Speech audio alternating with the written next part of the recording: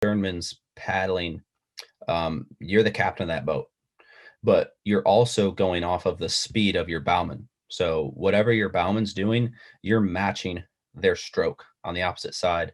It's going in the water at the same time. It's coming out of the water at the same time. And coming up to those buoy turns, you're going to call out the cadence, like, hup, but you're also going to bring them over to the same side, essentially. So you have to counteract them coming over, because when you call a hup, normally they're going to think, okay, he's switching over to the other side. But when you're coming to that buoy turn, you're going to go on the same side. You're going to do like a wide draw out, like you're pushing out, like it's a sweeping stroke, I guess is what it'd be called. I think they call it like a full sweep, right? Or something like that. Full sweep. Yep. Yeah. So you're both doing that. And then the sternman is going to go ahead and lean that boat in. So the widest part of that boat, the middle portion that bows out the most, is dipped in the water.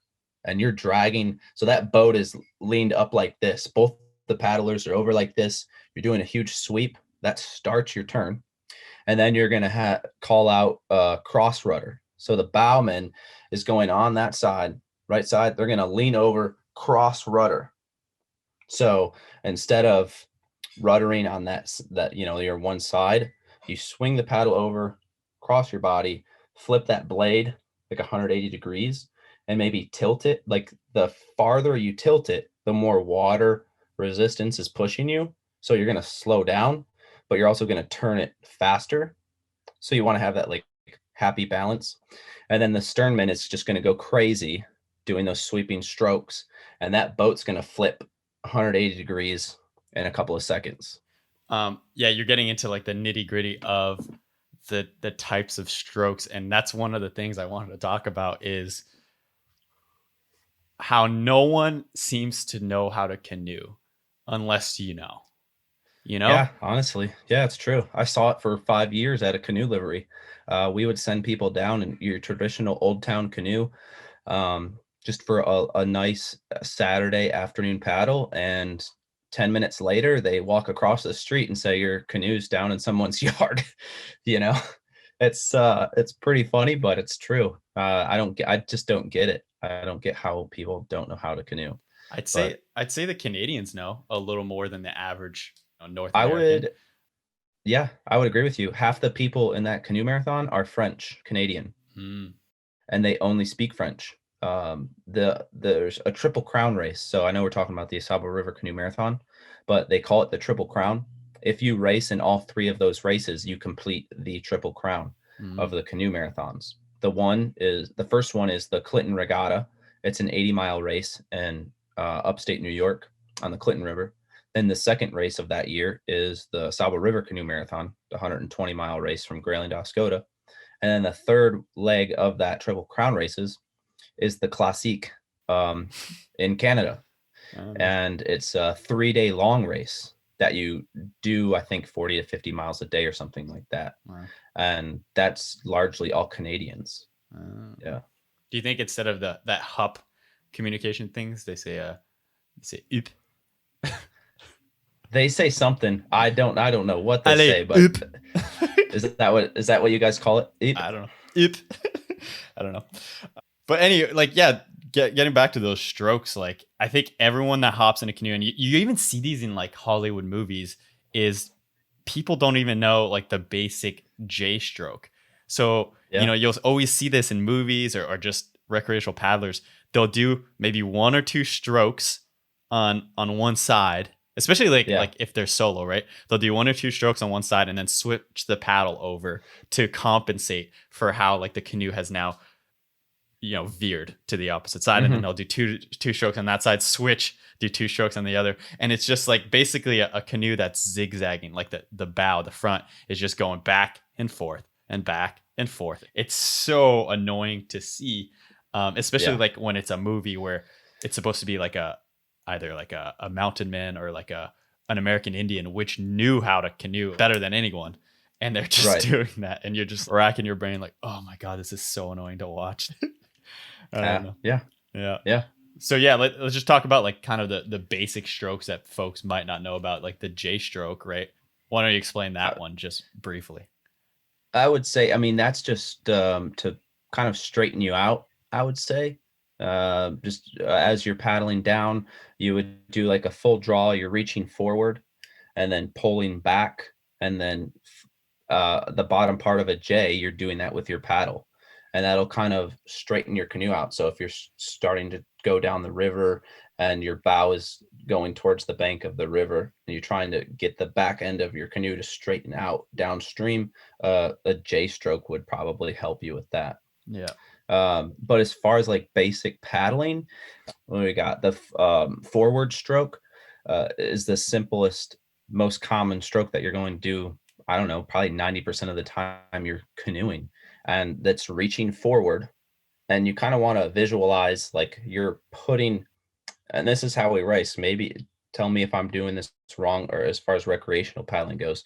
But our methodology is you drive that blade down, and you're kind of trying to visualize yourself like you're in that canoe and you're pulling you and the canoe towards that pull, towards your paddle.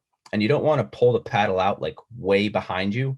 You want to have it come out about at your hip, right? Because you can pull back and pull the blade out too far back, and you're actually going to slow yourself down because of the water that you're pulling out with it. So you want to have a nice easy entry in, pulling back, and then exit the blade out of the water about at your hip line. Yeah.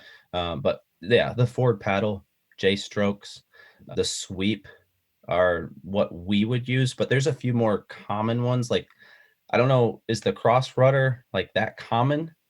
I forget. Yeah, it recreational is. Paddler. Okay. So that's like the guy in the front, the bowman, is like crossing over. So he's normally paddling on his one side, but then instead of swapping the paddle over, like where your top hand is swapped, he just crosses over the bow and basically affects like a turn maneuver. Yeah, I think that's definitely a thing. And one of the things as far as just the general forward stroker, what they teach is you often see people, the paddles like in a diagonal as they reach forward, and then it kind of like tips like a tilting point, and then it ends up way behind them. So yeah, that's definitely something to avoid. I think what they recommend, at least like what I've learned, is you're pretty much trying to keep the paddle as vertical as possible the entire stroke.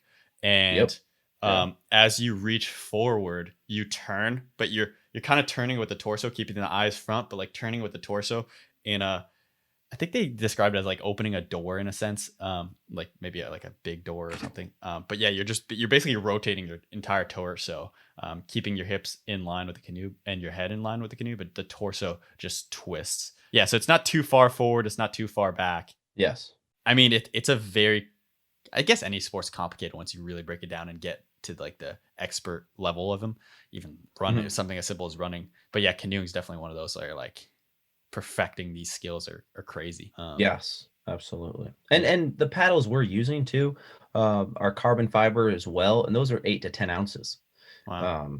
So it's not like a cedar strip canoe with like a wooden paddle or anything like that. Though they're different. That's why you can get in about 50-80 strokes a minute. Yeah, as we're paddling down the river. Did as far as like maneuverability goes, did you watch that video I sent you? That I did. Yeah, I didn't know that solo canoe synchronized or was a synchronized sport. That was unreal. I've never seen that ever. So, I mean, he was dancing in a canoe in the water. Yeah. So we were shown this in like our canoe course in my like outdoor education program, as like just maneuvering a canoe and like the skills you can have from different strokes, like the pry is where you're in the boat and you bend more or less the paddle away from the side of the canoe, and that like affects a specific turn. And then there's the draw, which is the opposite of that. You put your paddle out on the side of the canoe and you pull in. So if you watch this video of, I guess his name's Mark Ornstein, in 2007, it's this guy in a canoe, and I'll show it on YouTube if you guys are tuning in, but it's really impressive because this guy's like dancing in a canoe in a tuxedo with like music, and he's just making this canoe, he's all alone making this canoe do these like spin moves, going backwards. It's like, yeah, it's like a like a drifter. Synchronized swimming It's is like what I envisioned it. I was like, my God, this guy, he's a synchronized swimmer, but in a canoe.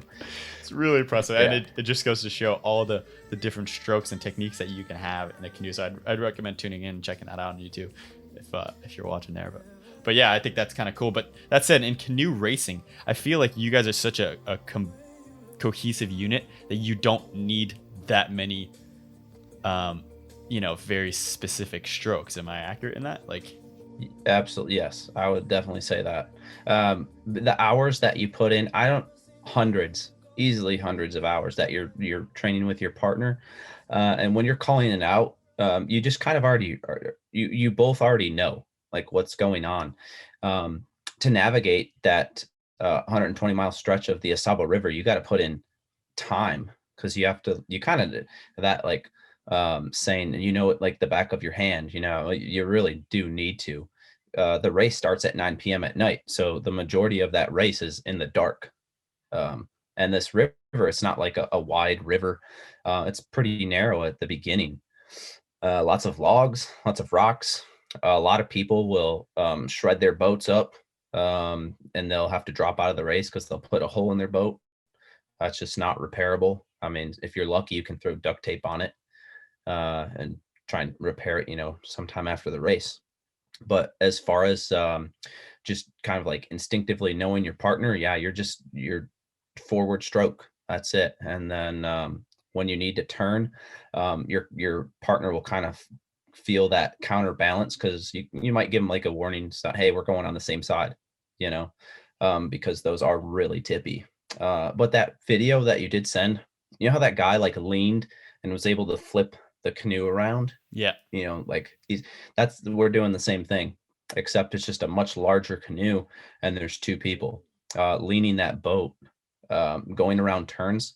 Sometimes you won't even do a sweep or a J stroke or any kind of turning stroke. I'll simply just lean the boat to the right, and the boat will turn. So just leaning that canoe it's not a stroke, but you're turning the boat. That's like a freaking skill of like trust it. Like, in rock climbing, there's climbing without a rope, which is called like soloing, right? Like, yes, free soloing. And I feel like that's almost it's all right. The consequences are as severe, but like that's what it is. You're kind of like super committed to this. I don't know, this physical action. That's pretty. Yeah, no, absolutely. And you got to check out these canoes. They're impressive. Just the layouts, the seats that are in them, that slide back and forth. It's all adjusted, and there's trim too. I mean, the weight of each canoe paddler, the position in the canoe, 100% affects the speed and tippiness of that boat. So the brace, there's a foot brace and a sliding seat for the sternman, and you're going to go back and forth in that boat to find your trim, because you get those boats up on plane, like you take off and you'll feel it pop up, or you'll feel it sink down when you hit that shallow water, and you'll slow down. So the bowman is usually the stronger guy. They're heavier. You definitely put the heavier guy up front to put that bow down, so you can plane out once you get up to speed. And then you have to figure out that happy balance for that stern paddler as well in that boat. You got to check these out though. They're so impressive. Yeah, I'll put it up on YouTube. You could like send me a picture or whatever. Savage River. So what were you? You were the sternman or the bowman? Yeah, I was the captain. Oh, I was a sternman. Captain Ryan. Yeah.